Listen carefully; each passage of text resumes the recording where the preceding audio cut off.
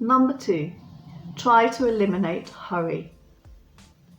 Now, this may not be such a problem to you as it normally is.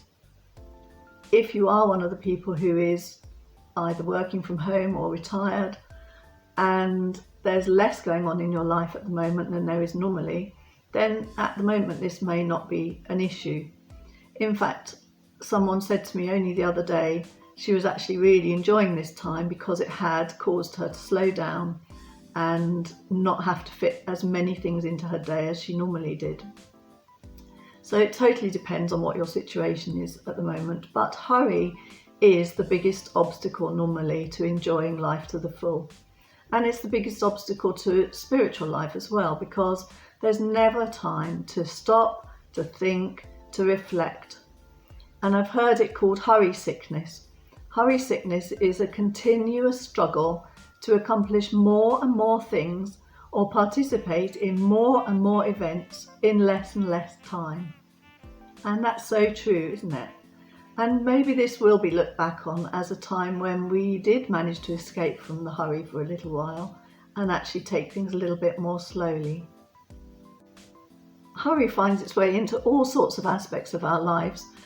I'm sure that you have had meals in various outlets which concentrate more on the speed of the delivery of the meal than they do on the quality.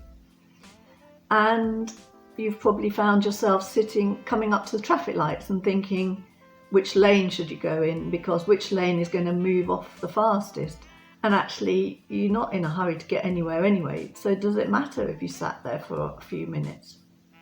The same thing in the supermarket. You can be standing ready to check out and you're looking at the queues and you're thinking, oh, that one's moving faster than the one I'm in. And oh, that person got in the queue after me and now she's at the checkout and I'm still standing here.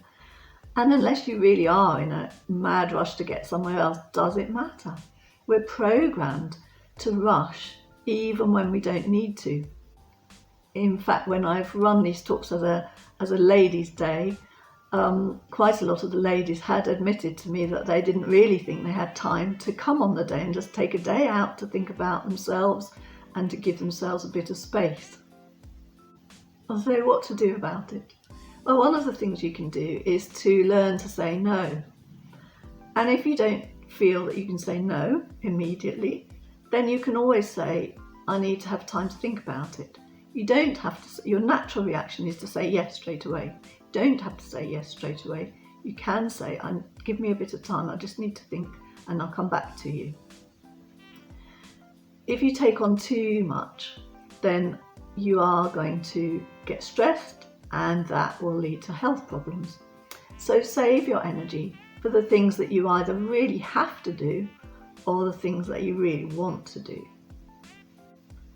Set yourself goals. We're going to go on later to actually doing a goal setting exercise where you can set yourself some goals. But if you set goals, you have something that you can measure against, and you can also use it to help you to allocate your time. But take some time out as well. You need time to hit the reset button, to just take time to stop and reflect and clear your mind and de-stress. How?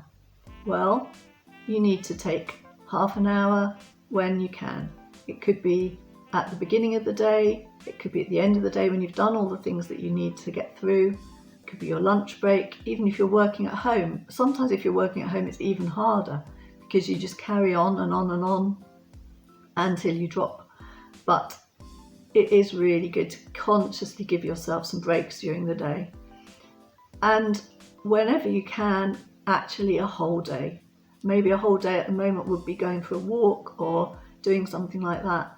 But you do need to take some time out.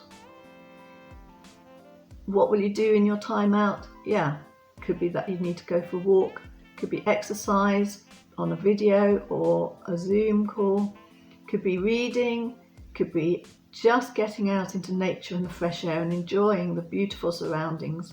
We're in winter at the moment, but spring is on its way and even in the winter we're getting some amazing sunsets and we've got amazing scenery, and if you can get out of town and enjoy some of that, then it definitely does you a whole lot of good.